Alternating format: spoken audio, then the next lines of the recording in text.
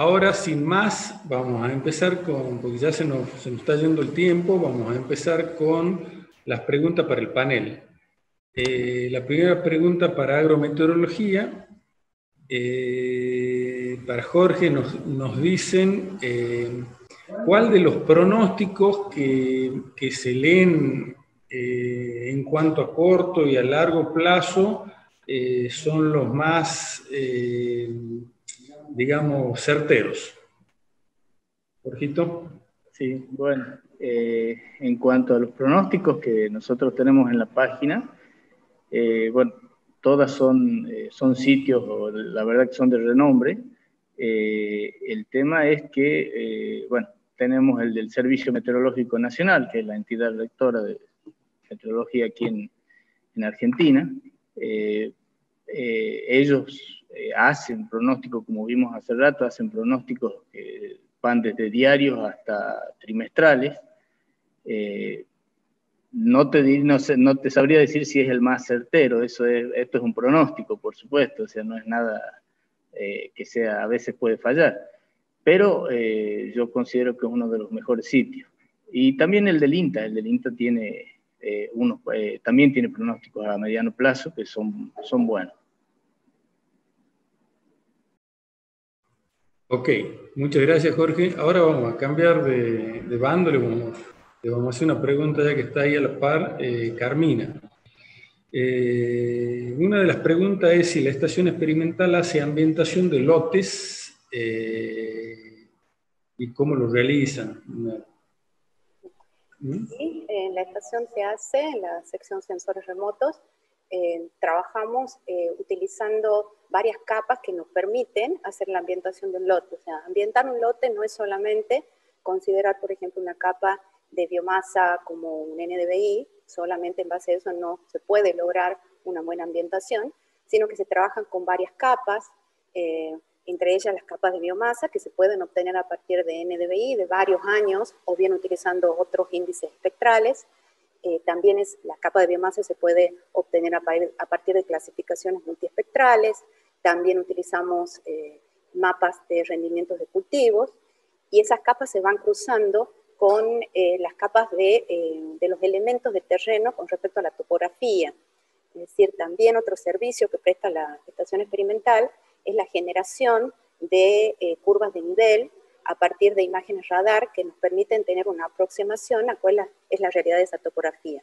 Entonces, cruzando todas estas capas, esto nos permite la delimitación de áreas homogéneas que van a permitir luego su manejo de manera particular. No sé si tiene otra pregunta, ingeniero. Sí, te hago una pregunta, Carmina, si ya te desocupo. Y está referida a qué se puede deber que en la zona sur de la provincia haya menos nivel de rotación con gramíneas. ¿Qué pregunta? Bueno, yo creo que para responder esa pregunta hay que retrotraerse en el tiempo y ver cuáles son las causas que han determinado que aumente la superficie con maíz en la provincia. Y entre una de las principales causas en los últimos años ha sido el tema de las plagas, principalmente el complejo de picudos y especialmente el picudo negro, que ha obligado a los productores a tener que acentuar las prácticas de rotación. Esto se dio la presencia de mayores niveles poblacionales en las zonas norte y este de nuestra área granera, en los departamentos de Burruyacu, Cruz Alta, y no tanto en la zona sur. Entonces, esto es como una de las causas que estarían explicando por qué no se aplica tanto la rotación en esa zona. A lo que se suma también que tenemos otro escenario de cultivos dado por la presencia de pivotes de riego que habilitan digamos, a la utilización de otros cultivos dentro del esquema del sistema de producción que tienen otros márgenes en cuanto a renta. Entonces, toda esa realidad hace que quizás eso esté influyendo en esta menor adopción de la tecnología de rotación por maíz en cultivos. Gracias, Carmina. Ahora vamos a completar con Jorge dos preguntitas. Preguntan si en la página web se puede ver intensidad de precipitaciones, por un lado. Y la otra, si disponemos de un manual de uso de la información que está en la página en la página web en relación a la sección agroclimatología. Jorge, todo tuyo. Sí, bueno, en la página podemos encontrar información sobre precipitaciones de variadas formas. Primero tenemos la parte de datos meteorológicos por localidad, donde ahí podemos hacer un resumen de las diferentes variables meteorológicas. Nos muestra, o sea, para un periodo dado, nos muestra los valores diarios, entre ellas están las precipitaciones. También podemos hacer una comparación de datos entre años, en otra opción. En esta, bueno, aquí podemos comparar también variables meteorológicas. También tenemos comparación de datos por localidades.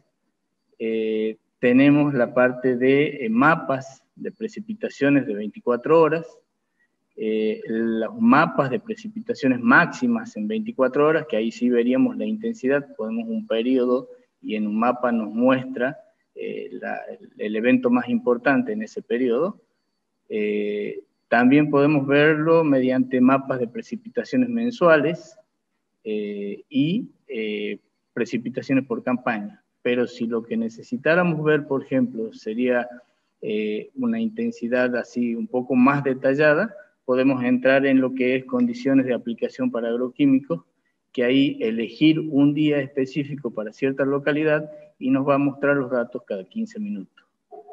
En cuanto a la pregunta de si es que hay un instructivo, la verdad que no tenemos un instructivo, pero sí estamos pensando en sacar un video y ponerlo en YouTube para poder explicar cómo se utiliza la página. Bien, Jorgito, muchas gracias, muy completo. Te voy liberando. A ver si Oscar está a tiro para que le haga la pregunta de... Oscar, ¿estás ahí? Es medio compleja la pregunta, dice, en cuanto a prioridad de manejo, si voy a maíz y primero tengo que hacer un graminicida, ¿no? ¿Lo hago ahora o me voy mejor a los lotes que voy con soja y hago un mejor manejo de borrera y de ataco, que son los que siembro primero? ¿A qué le da prioridad, Oscar? Muy lógica la pregunta, me parece. Está bien la pregunta. Bueno, el maíz yo lo tengo planteado para empezar a sembrar después del 20 de diciembre, o sea, estoy a más de un mes de eso. Entonces ahí hago el graminicida lo voy a hacer, teóricamente, los primeros días de diciembre, en este lote. Por supuesto que ahí tengo que ver qué tenemos ahora con respecto a la Urocloa, Eleucine, en fin. Que hoy, hasta hoy, digamos, no hemos tenido ningún pulso. Hay que ver que en el caso de Equinocloa, la gente que ha estudiado todos los pulsos, y que todo el mundo los conoce ya porque ha sido expuesto en un montón de charlas, tenemos un primer pulso en octubre que no se ha dado. O sea, hoy no tenemos, hasta hoy, posiblemente el lunes ya aparezca por la lluvia, no hemos tenido pulso de gramínea.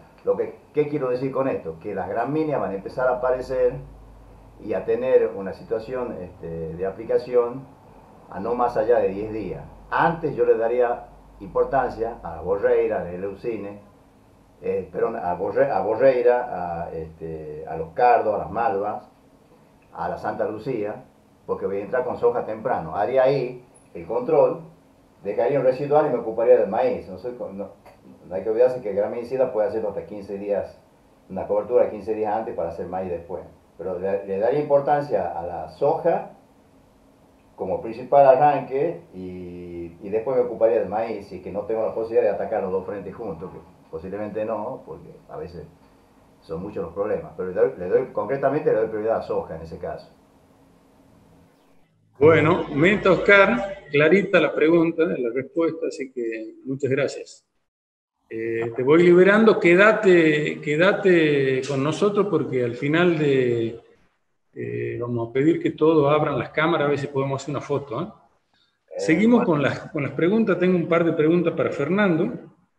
La primera pregunta es, ¿hasta qué fecha de siembra de soja se puede sembrar y cuánto bajan los rendimientos a la medida que nos atrasamos? Bueno, a ver, de poder sembrar, podemos, digamos, en siembras tardías, nos podemos extender bastante, pero hay que ver también cuánto eso incide, ¿no es cierto?, de pronto en los rendimientos. Diríamos que una fecha en la cual no hay una gran incidencia y todavía podemos esperar potenciales de rinde bueno, se ubican hasta mediados de enero, hasta el 20, digamos, en esa fecha todavía podemos aspirar a buenos rindes, siempre y cuando obviamente siga acompañando durante el ciclo las lluvias, ¿no?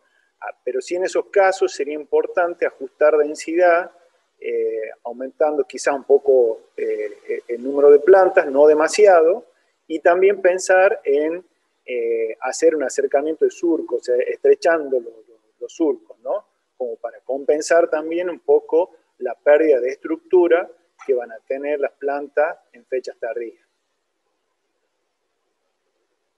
Bueno, Fer, voy a seguir con vos porque tengo varias preguntas, así que me parece que sos el indicado. La segunda es, para este año, niña, ¿se recomienda fertilizar de reposición o más? ¿Qué fertilizantes pueden ser los más eficientes? Bien. Bueno, yo creo que no hay que, primero que sabemos que es un escenario de incertidumbre, pero no deberíamos aflojar el tema de la nutrición, digamos, en lo que son los cultivos. Pensando en el caso de soja, fundamentalmente en lo que es fósforo y por lo menos una dosis de reposición, ¿sí? Con alguna de las fuentes fosforadas, un monoamónico, un diamónico, un superfosfato. Si hablamos de una dosis de reposición, por lo menos de 100 kilos de superfosfato. Así que sí, por lo menos eso, digamos. No aflojemos, no dejemos de aplicar fertilizantes. Y quizás sí también una consideración a tener en cuenta sea el hecho de la manera, ¿no es cierto?, en que aplicamos el fertilizante. No se recomendaría un boleo, sino algo incorporado, antes de, bueno, incorporado en el suelo, ¿sí?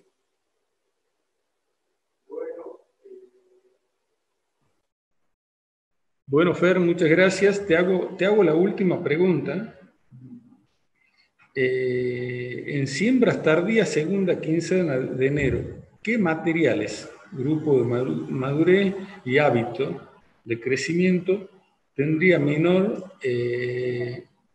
mejor rendimiento? O si la querés poner al revés, ¿qué deberíamos sembrar en grupo y en hábito para perder menos rendimiento en siembras tardías? Bien, bueno, digamos, lo que sabemos después de muchos años que venimos promediando y demás es que, digamos, lo seguro son los grupos más largos, digamos, porque esos son como más estables, sobre todo en situaciones de estrés, versus algunos más cortos, pero eso siempre y cuando la lluvia acompañe y hasta el final. El problema de los materiales de grupo más largo es que desocupan el campo medio tarde y ya no permiten, ¿no es cierto?, o dificultan bastante la siembra que tenemos de cultivo de renta o de servicio durante el otoño, ¿no es cierto? Entonces, yo creo que hoy hay una buena oferta dentro de lo que son grupos intermedios, el grupo 6, hablemos concretamente, un 6 medio, un 6 un poquito más largo, que son más cortos, permite jugar con esta posibilidad de siembras tardías y que tienen un muy buen potencial y un muy buen comportamiento en cuanto a su estructura y en cuanto a incluso a situaciones complicadas. Siempre se recomienda la indeterminación, ¿sí? Creo que eso es una herramienta muy buena que los semilleros nos han dado en el tiempo para justamente lograr buenas estructuras en estas siembras que son tardías y que se reduce mucho, ¿no es cierto?, el tamaño de las plantas. Así que bueno, yo apuntaría más que nada a un 6 intermedio de buena estructura, por poner un ejemplo, una garra, por ejemplo, por poner un material, creo que vamos a andar bastante bien en esas situaciones. Y siempre, como decíamos, indeterminado. Bueno, Fer, muchas gracias.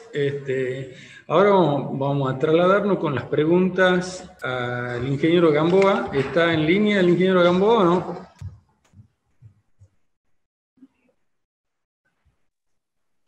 Sí, creo que me escucharon, ¿o no? Yo te escucho perfecto, te escucho perfecto.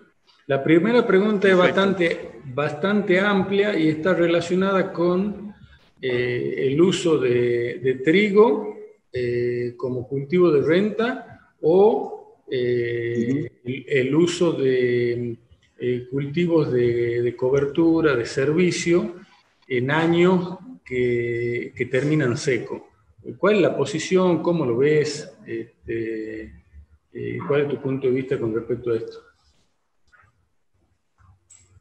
Bueno, vamos a tratar de contestarla corta, digamos, pero es una pregunta que implica muchas consideraciones diferentes y nos llevaría largo tiempo.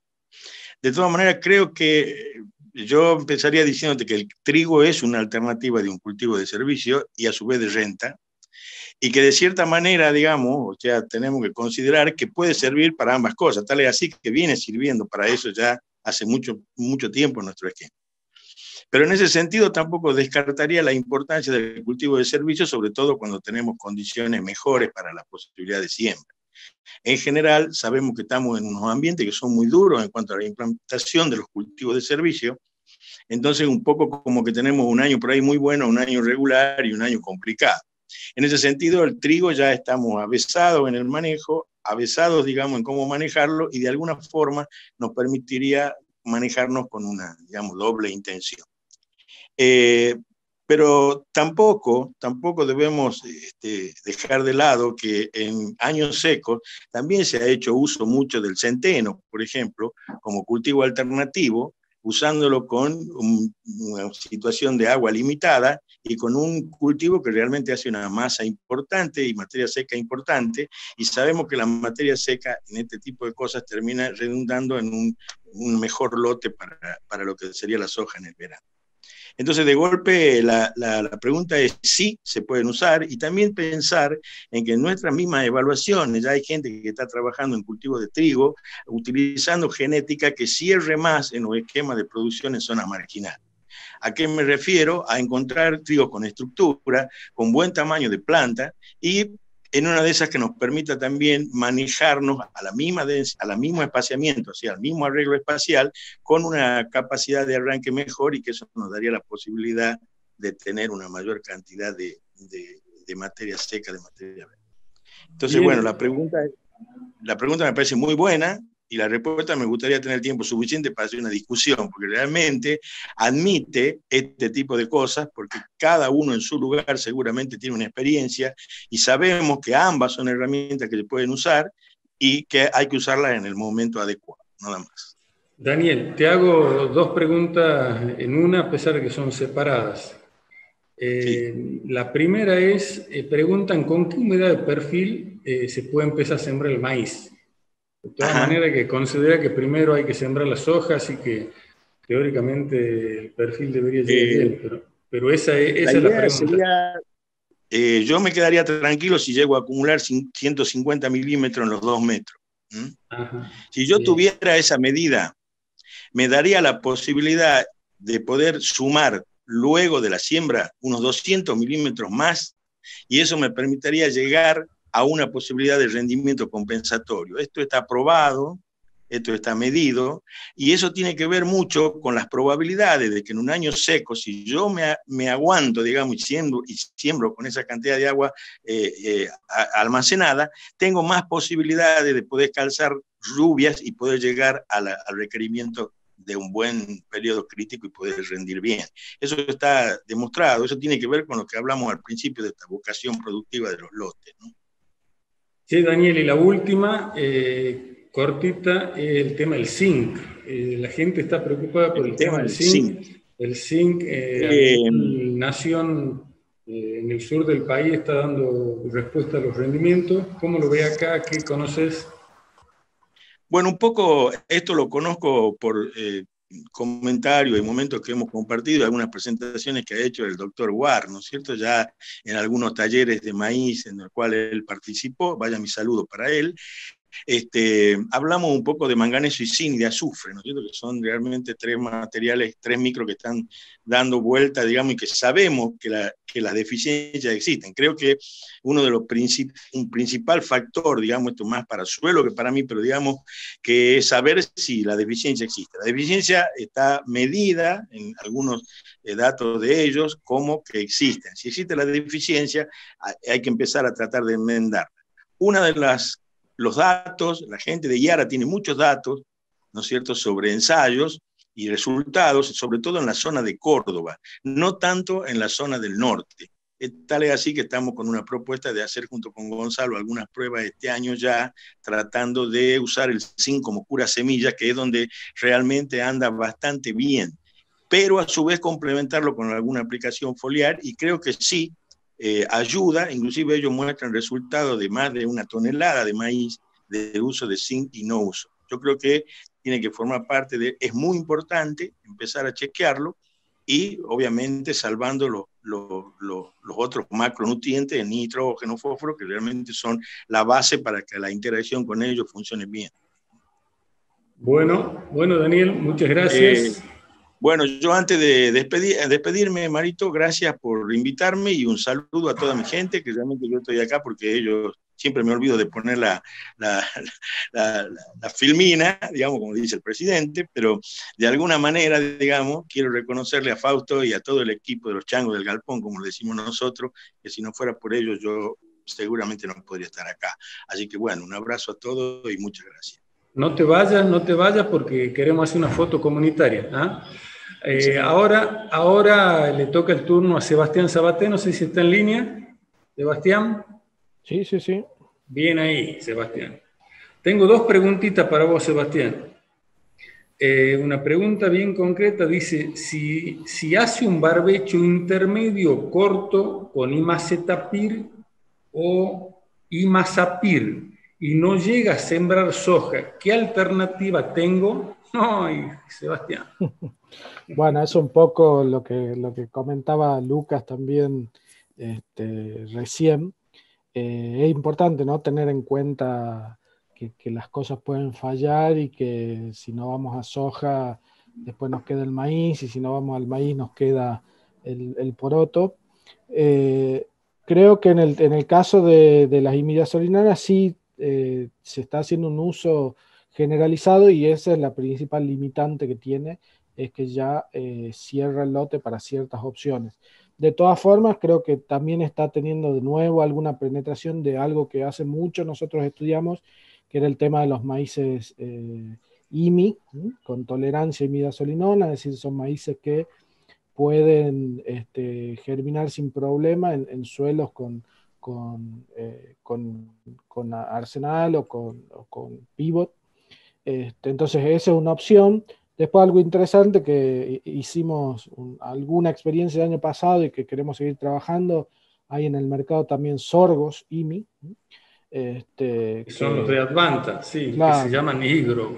Exacto. Sí, entonces sí. Eso también es interesante porque bueno, ahí sería también en una situación ya más de límite hídrico, porque bueno, lo importante también del tema de imidazolinanas en este año es acuérdense que la degradación se empieza a contar desde la primera lluvia superior a los 20 milímetros. Entonces, si nosotros lo pusimos en agosto, ese periodo casi no hubo degradación. Entonces, la degradación empieza desde esta semana y hay que contar esos días ahora, ¿no? Pero hay herramientas, ¿no? Hay herramientas interesantes. Bien ahí. Pero ni una aclaración que muchas veces se comete el error es creer que las hojas STS pueden ser una alternativa cuando hay imidazolinanas, y no, es solo a las sulfanilureas, las STS y algunas, no es una opción para cuando hemos usado imidazolinanas, ¿no? Vale la aclaración, Sebastián. La última pregunta. Dice, el antecesor del maíz, trigo o garbanzo, ¿qué influencia tiene sobre la comunidad de malezas?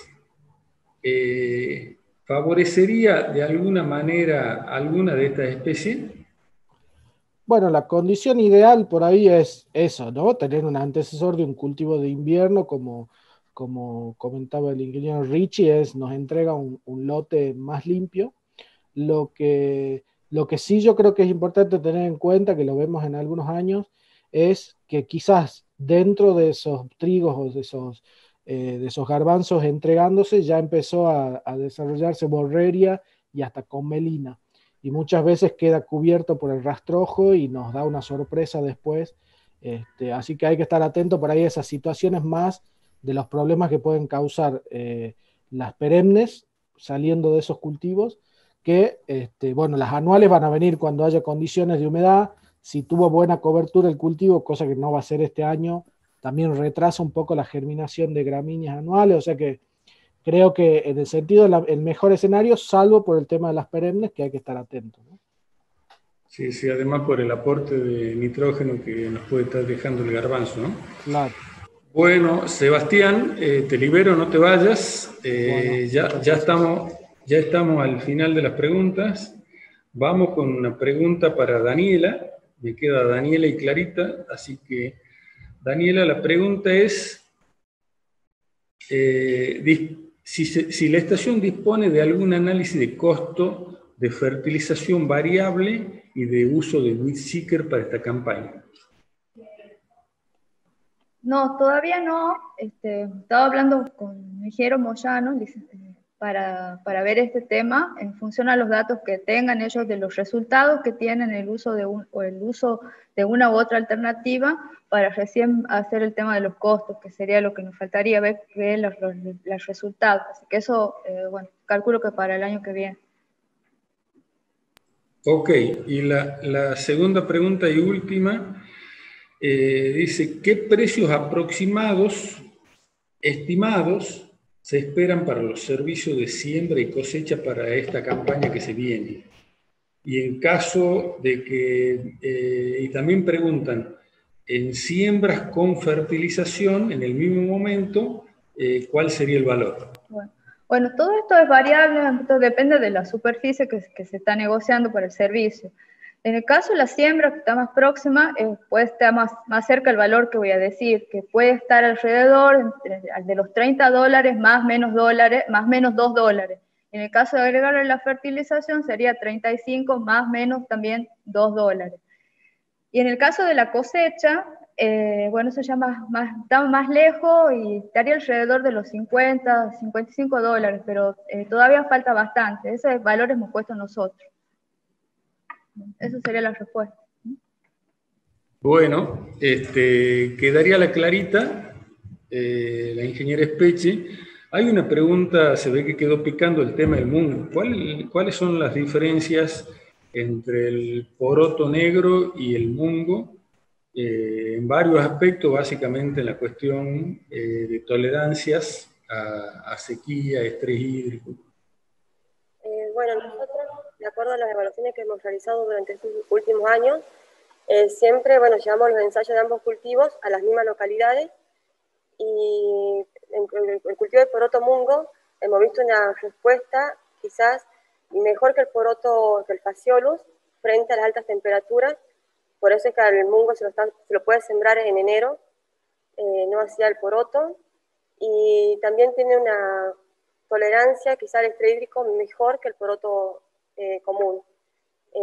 Inclusive, haciendo un promedio en ensayos de varios años, hemos visto que hay mejor respuesta en cuanto al rendimiento del poroto mungo en años en donde las precipitaciones durante su ciclo no fueron superiores a los 350, 400 milímetros. Por ahí vimos excesos hídricos de 500 milímetros durante el ciclo, 600, en donde bajaron drásticamente los rendimientos. Por lo tanto, digamos, tiene una mejor adaptación ante las condiciones de bajos requerimientos hídricos, mejor que el poroto común, y también a las altas temperaturas. Bueno, Clarita, muchas gracias. Ya estamos hacia el cierre de la jornada.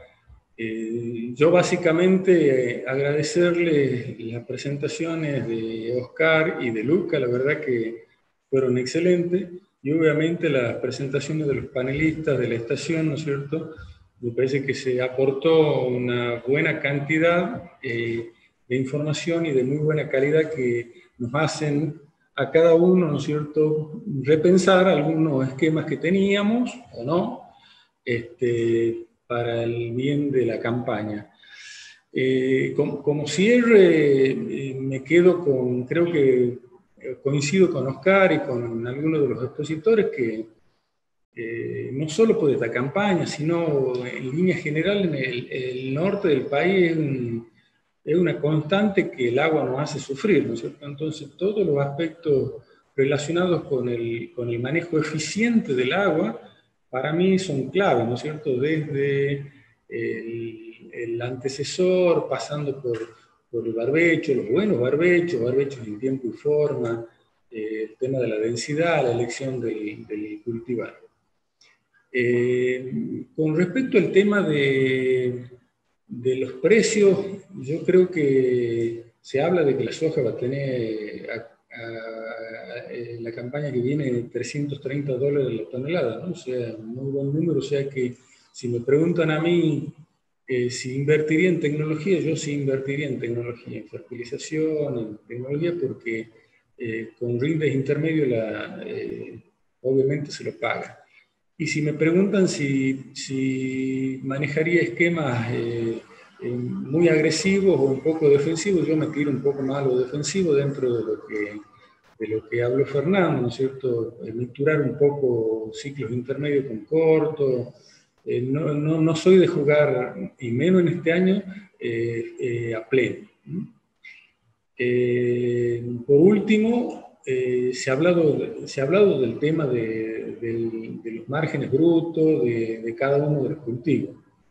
Yo creo que como agrónomo, como persona, ¿no es cierto?, el número siempre nos interesa, pero no nos tenemos que olvidar de mirar al cultivo dentro de un sistema, y al margen lo tenemos que hacer dentro del circuito del sistema, tratando de buscar sistemas que sean intensificados, que sean diversificados. Por eso me parece que Daniela lo planteó bien, ¿no es cierto? Hay muchas alternativas de verano, no nos tenemos que quedar solo con soja y con maíz, y con eso buscar sistemas sustentables con balance de carbono positivo.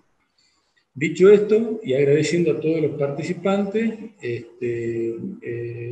los despido, les deseo una muy buena campaña, y me gustaría que recordar un poco los auspiciantes, ¿no? Adama, Agroaction con Nutribacter, Agroenergía, distribuidor Castro y Action, Agrolajita con Spider y Lander, AgroSeed, Bad Bayer, Prevan, Corteva con Mario, FMC con Capaz, Pioneer, PM Agro, ProAgro, Rotam, Seedcorp, HO, Syngenta, Tecnomil, Vivero Citrus, Vivero Quebrada de Lules, Whitseeker 2, Yara y Zapra. Especial agradecimiento a los sponsors más en estas épocas de vacas flacas, ¿no? Bueno, muchísimas gracias por la participación, por el apoyo.